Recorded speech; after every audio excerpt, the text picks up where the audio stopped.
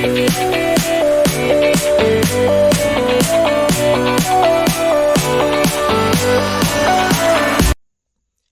students, welcome to my YouTube channel. This is Babar Ahmed Bilal, and in this video we will solve question number 9 of exercise 6A from the textbook New Secondary Mathematics 1. So question number 9 बहुत ही easy है, बिल्कुल वैसे ही जैसे हमने question number 8 किया है अपनी previous video में. question number 9 में देखें वो कहते हैं find the volume of the hollow glass structure. ठीक है, हमें एक hollow glass structure given है जिसकी पिक्चर भी गिवन है हमारे पास नीचे. हमने क्या करना है, उसका वॉल्यूम फाइंड करना.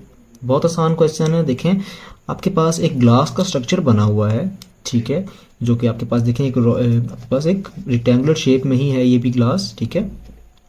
और इस ग्लास में अगर आप गौर करें जो red lines, red dot lines नज़र आ रही हैं हमें, ये रिप्रेजेंट कर रहा है कि ये जो रेड लाइंस हैं ये हॉलो है, यानी कि ये खाली हिस्सा है. यहाँ पे कोई भी मटेरियल, कोई भी ग्लास इस्तेमाल नहीं हुआ, यहाँ पे खाली जगह है, ठीक है, इस बॉक्स से.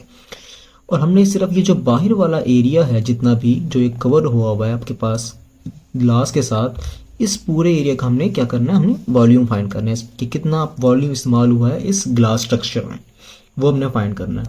तो बहुत आसान है. हम क्या करेंगे, सबसे पहले हम इस कंप्लीट जो इसका एक्सटर्नल वॉल्यूम है, ठीक है, इस ग्लास स्ट्रक्चर का, वो फाइंड करेंगे, ठीक है. और इंटरनल जो आपके पास ये हॉलो स्पेस है इसका हम वॉल्यूम फाइंड करेंगे, ठीक है. तो हमने क्या करना है, एंड में एक्सटर्नल वॉल्यूम में से इंटरनल वॉल्यूम को माइनस कर देना है. तो एट देन हमारे पास जो ग्लास स्ट्रक्चर है सिर्फ उसका वॉल्यूम आ जाएगा, ठीक है, कि ग्लास कितना इसमें इस्तेमाल हुआ है, कितना वॉल्यूम है आपके पास इसका ग्लास स्ट्रक्चर का, ठीक है. तो हम इस तरह से करना है इसको. इसमें देखें हमारे पास लेंथ, ब्रेथ और हाइट जो कि हमें चाहिए होती हैं वॉल्यूम फाइंड करने के लिए, वो क्या क्या हैं. तो देखें अगर हम पहले इंटरनल की अगर बात कर लें तो इंटरनल में देखें आपके पास जो लेंथ है वो गिवन है यहाँ पे 3 सेंटीमीटर, ठीक है. 3 सेंटीमीटर क्या है, लेंथ है, ठीक है. और देखें हाइट जो ऊपर की तरफ है आपके पास वो कितनी है, 2 मीटर है, ठीक है. 3 सेंटीमीटर लेंथ है, 2 सेंटीमीटर हाइट है. और देखें आपके पास ब्रेथ कितनी जा रही है आगे तक, ये ब्रेथ आपके पास जा रही है 45 सेंटीमीटर. अब देखिए ब्रेथ चाहे आप बाहर से लें या अंदर से लें, आपके पास इसकी जो ब्रेथ है, इसकी चौड़ाई है वो आपके पास 45 ही है, ठीक है, दोनों तरफ से. तो 45 ब्रेथ, 3 सेंटीमीटर आपके पास लेंथ है और 2 सेंटीमीटर हाइट, जो कि हमारे पास यूज होगी इनसाइड आपके पास इंटरनल जो आपके पास इनर वॉल्यूम है वो फाइंड करने के.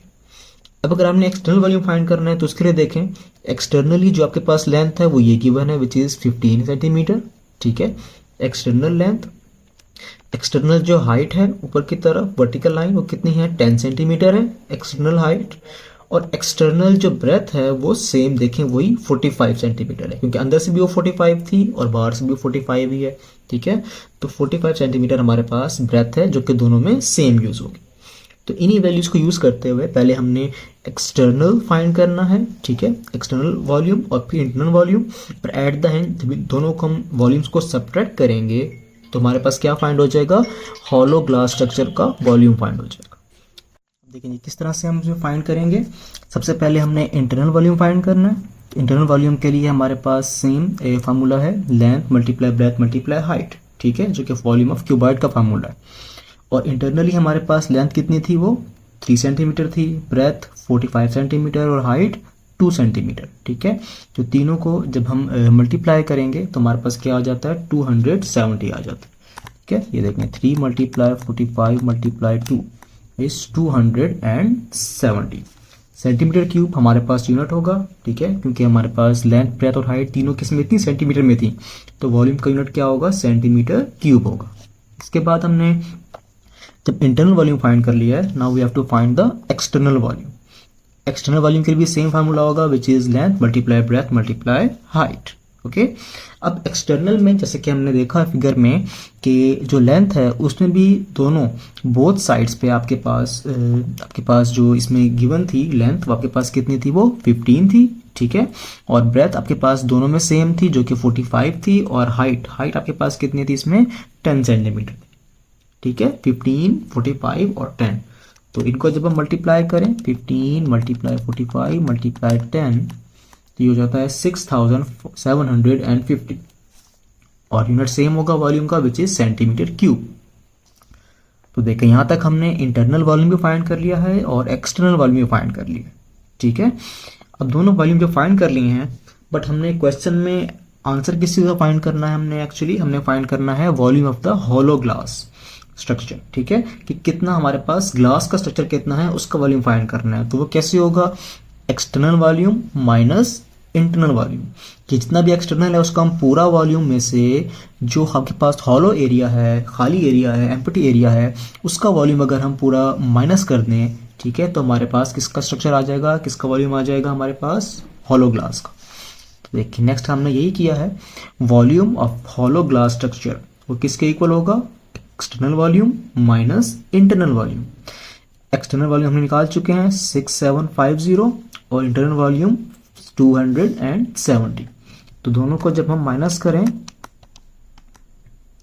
तो क्या आंसर आ जाता है आपके पास 6480।